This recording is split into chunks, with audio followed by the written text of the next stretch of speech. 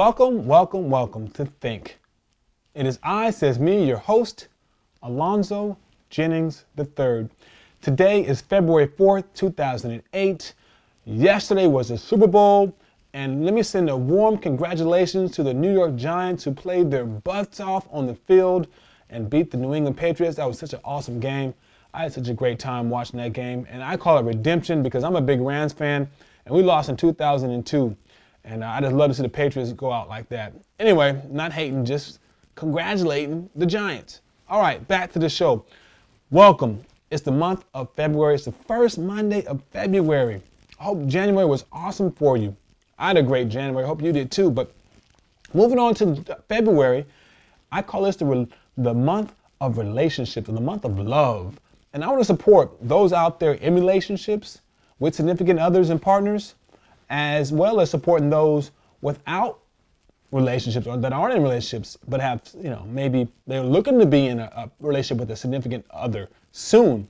And so I want to really talk about some words this week or this month. I'm denoting this whole month to relationship talk. I want to let you know that. And the first one is called the wordplay. Topic of the week is love versus compromise. Before I get into that, though, I really want to let you know that I'm here to support you guys and playing with words, have mental shifts with some work so you can do some work internally as opposed to looking outside, but doing some work internally and adjusting how you think and how you see your relationship to make it that much more stronger, to make it that stronger, all right, to make a relationship stronger. So here we go. The words of the week. I'm pitting against each other, and my display of words called wordplay, again, it's love versus compromise. Love versus compromise. I hear a lot of people say that a good relationship is all about the compromise. If you want to be in a relationship, you got to learn to compromise. I just don't agree with that at all. I say a good relationship is all about the love. If you want to be in a good relationship, you got to learn to love. That's what I think it's all about. And the difference is in the subtlety of the words. And I think if you ever looked up the word compromise, you probably wouldn't use the word compromise to define your relationship. In fact, that's the first thing I'm going to do. I'm going to define the word compromise and then talk about love and then challenge you. I've looked the word compromise up, and here it is. Definition on the index cards. Here it is. Compromise. A settlement of a dispute by each side making concessions.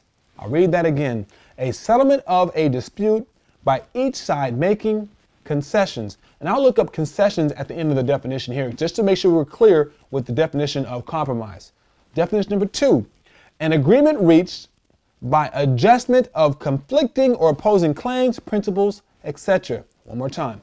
An agreement reached by adjustment of conflicting or opposing claims, principles, etc.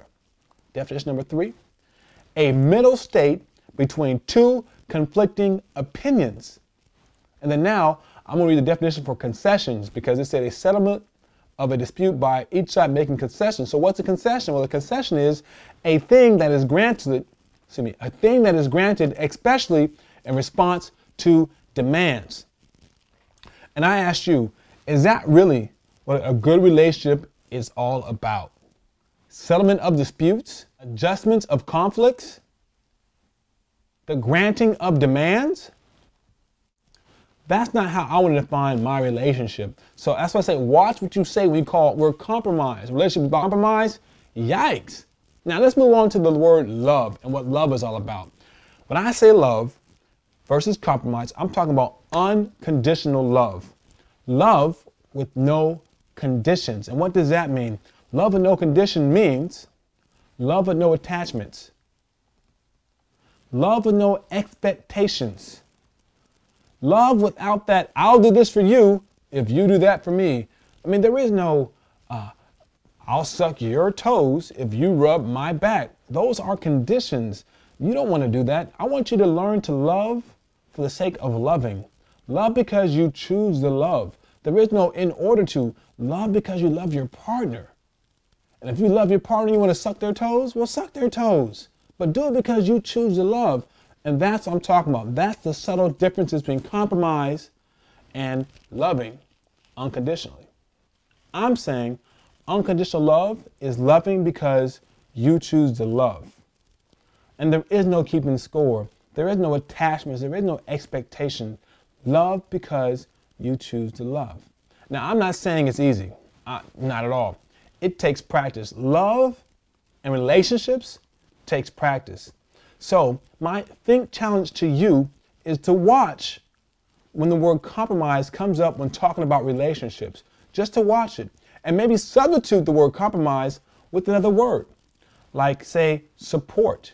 Or even stronger yet, love. So a good relationship is all about the love. And you're going to have to learn to love if you want to be in a relationship. All right. That's it for the show. I see the divine in you. It's been a privilege and pleasure. So think. Also, if you come up with another word besides support or love to replace compromise with, email me.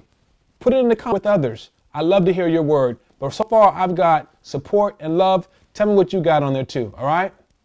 Have a good one.